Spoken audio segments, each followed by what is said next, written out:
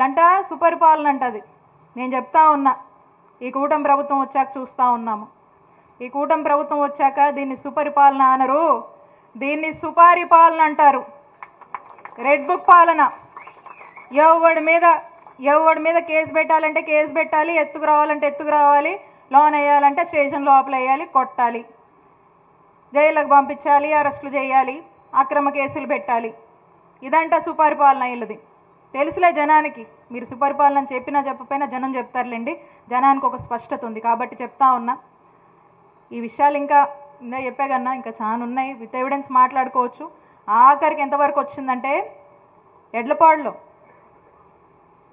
మన వంకాయలపాడులో మన గురుకుల పాఠశాల నుంచి 35 మంది పిల్లలు గోడలు దూకి వెళ్ళిపోయారు. ఆ టార్చర్ భరించలేక, ఫుడ్ సరిగా లేక, ఫెసిలిటీస్ సరిగా లేక ఎన్ని పేపర్లలో ఆర్టికల్స్ వచ్చాయో. అది ఎమ్మెల్యే పాలన అట్టుంది. రైతులు, పొగాకు రైతులు ఏ రోజన్నా రోడ్ ఎక్కారా? జగనన్న హయాంలో ఎక్కారా? ఆ సంగతి చెప్పమనండి, అసలు వాళ్ళకి ఏం చేస్తారో, ఏం న్యాయం చేస్తారో చేయమని. రైతుల ఆత్మహత్యలు జరిగినాయి మన నియోజకవర్గంలో, కనీసం ఆలకించాడా, పలకరించాడా ఆ కుటుంబాలని? అవి పట్టవు. ఎందుకంటే అవన్నీ మంచి పనులు, అవి జనానికి మంచి చేయకూడదు. దురాలోచనలు, అక్రమ ఆలోచనలు, అక్రమ పనులు, అవినీతి, పొద్దున్న లేస్తే ఎక్కడ డబ్బులు వస్తాయి ఏంటనే దాని మీద తప్పితే ఎవడి మీద కేసు పెట్టాలి, ఎక్కడ డబ్బులు వస్తాయి, ఈ రెండే, ఇంకోటి లేదు. అలాంటి ఆలోచనలతో ముందుకు వెళ్తున్నాడు ఎమ్మెల్యే. ఖచ్చితంగా కాలమే మీ రూపంలో, ప్రజల రూపంలో సమాధానం చెప్పుద్ది అని తెలియజేసుకుంటూ మీ అందరికీ ఒకటే చెప్తా ఉన్నానన్న, రానున్నది జగనన్న ప్రభుత్వం. ఒక్క మాట నేను స్పష్టం చేయాలనుకుంటున్నాను. కొంత అనుకున్నారు, జగనన్న మాటల్లో స్పష్టంగా చెప్తా ఉన్నారు.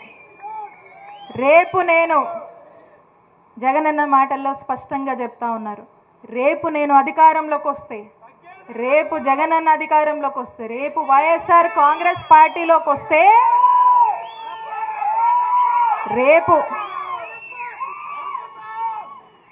రేపు రాబోయే జగనన్న ప్రభుత్వం కార్యకర్తల ప్రభుత్వం. రేపు రాబోయే జగనన్న ప్రభుత్వం వైఎస్ఆర్ కాంగ్రెస్ పార్టీ జెండా పట్టుకొని కష్టపడ్డటువంటి నాయకుల ప్రభుత్వం. రేపు రానున్న ప్రభుత్వంలో వైఎస్ఆర్ కాంగ్రెస్ పార్టీ నాయకులు, కార్యకర్తలచే ప్రజలకు మంచి చేసే ప్రభుత్వం రేపు రానున్న జగనన్న ప్రభుత్వం అని తెలియజేసుకుంటా ఉన్నాను. కాబట్టి మన ప్రభుత్వం కోసం, మన జగనన్న పాలన కోసం ఇక్కడ ఉన్నటువంటి ప్రజలు, వైఎస్ఆర్ కాంగ్రెస్ పార్టీ ప్రజలు, ఎంతోమంది మహిళలు ఎదురు చూస్తున్నారు. సమయం వచ్చినప్పుడు ఈ కూటమి ప్రభుత్వానికి బుద్ధి చెప్పడానికి ప్రజలు సిద్ధంగా ఉన్నారు. వీళ్ళ పాపాలు, వీళ్ళ అవినీతి, వీళ్ళ అక్రమాలు, వీళ్ళ వేధింపులు పండే రోజులు తొందరలోనే వస్తాయని తెలియజేసుకుంటూ ఒక్క చిన్న మాట, కాస్త ఐ ఇన్ఫెక్షన్ వచ్చింది నాకు. ఈ ఐ ఇన్ఫెక్షన్ వచ్చేసరికి దాంతోపాటు వైరల్ ఫీవర్ వచ్చింది. మరి ఐస్కి ఇన్ఫెక్షన్ వచ్చేసరికి కాస్త ఇది ఒకరి నుంచి ఒకరికి వస్తుంది. ఇట్లా పిల్లలు కూడా వచ్చింది. దానివల్ల నేను కొంత ఈ బయటికి కాస్త డస్ట్ ఉండొద్దని నేను ఇంట్లోనే ఉన్నా. దానికి కూడా రకరకాల ప్రచారాలు పెట్టారండి వీళ్ళు. దానికి కూడా ఐ ఇన్ఫెక్షన్ వచ్చినా, జ్వరం వచ్చినా కూడా ప్రచారాలే. అట్లా ఉన్నారు. అంటే ఎందుకో మరి అంత భయం వాళ్ళకి, నేనంటే నాకు అర్థం కాదు. నేనన్నా భయం, ఈడ వైఎస్ఆర్ కాంగ్రెస్ పార్టీ సభ పెట్టుకుంటే భయం, ర్యాలీ పెట్టుకుంటే భయం, ఎంఆర్ఓ ఆఫీస్లో రిప్రజెంటేషన్ ఇస్తే భయం, ప్రజలమ్మ బయటకు వచ్చినా భయం, కారులో ఈ నియోజకవర్గంలో తిరిగినా భయమే. అంత భయం ఎందుకో నాకు అర్థం కాదు. కానీ నేను చెప్తా ఉన్నా, ఇక్కడ ఉన్నటువంటి మా వాళ్ళంతా, వాళ్ళ ప్రేమే నా బలం, వాళ్ళ ఆశీస్సులే నా ధైర్యం. తిరుగుతాను ఖచ్చితంగా. మీరెన్ని కేసులు పెట్టినా, ఏం చేసినా తిరుగుతాను ఖచ్చితంగా. నా నిజాయితీయే నా బలం అని చెప్తా ఉన్నాను ఈ ఎమ్మెల్యేకి. నువ్వు వాగినంత మాత్రాన ఈ జనానికి తెలియదు అనుకోకు. నీ నోరట్ట పనిచేస్తుంది, ఏం చేస్తాము పాపం, నీ నోరట్ట తిరుగుతుంది, ఏం చేస్తాము, ఇంకెందుకు మాట్లాడాలి నీ గురించి, అది నీకు నీ విఘ్నతకు వదిలేయాలి.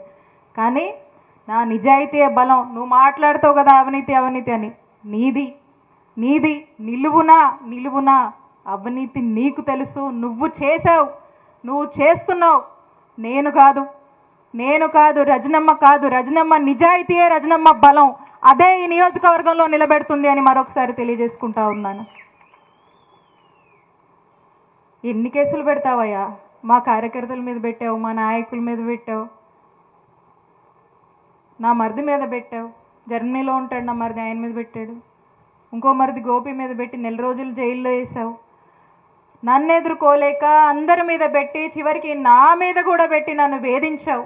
అయినా నీలాగా 4 సంవత్సరాలు కార్యకర్తలను వదిలేసి పారిపోలేదు. నేను పారిపోను. ఇన్ని వేధింపులు పెట్టినా ఏం చేసినా 4 సంవత్సరాలు నియోజకవర్గాన్ని వదిలేసి పారిపోయింది ఎవరు? మీ నాయకుల్ని అడగండి, చెప్తారు. మీ నాయకుల్ని అడిగని చెప్పారు. పారిపోయింది ఎవరన్నా? కాన్స్టిట్యున్సీని వదిలేసి పార్టీ అధికారం కోల్పోయాక పదవులు అనుభవించి పారిపోయింది ఎవరు? మేం కాదని గుర్తు చేస్తా ఉన్నా. మేము నిలబడతాం. మా నాయకుడు కష్టం వస్తే నిలబడతాం. మా నాయకుడిని నిలబెడతాం.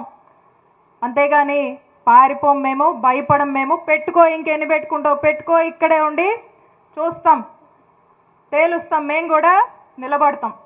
మరొకసారి తెలియజేసుకుంటూ ఈ కార్యక్రమానికి వచ్చినటువంటి ప్రతి ఒక్కరికి మరొకసారి నా హృదయపూర్వక కృతజ్ఞతలు తెలియజేసుకున్నాను. ఇంకొక మాట, కొంచెం ఆరోగ్యం అప్సెట్గా ఉన్నా కూడా నాయకులే ముందుండి అందరూ వాళ్ళే ఉండి లీడ్ చేశారు. సంతోషం. బహుశా నాకు అదే ఎనర్జీని ఇచ్చిందని అనుకుంటా ఉన్నాను. మరొకసారి మీ అందరు కూడా ప్రత్యేక కృతజ్ఞతలు నా ముందుండి లీడ్ చేసినందుకు. Thank you so much. Thank you.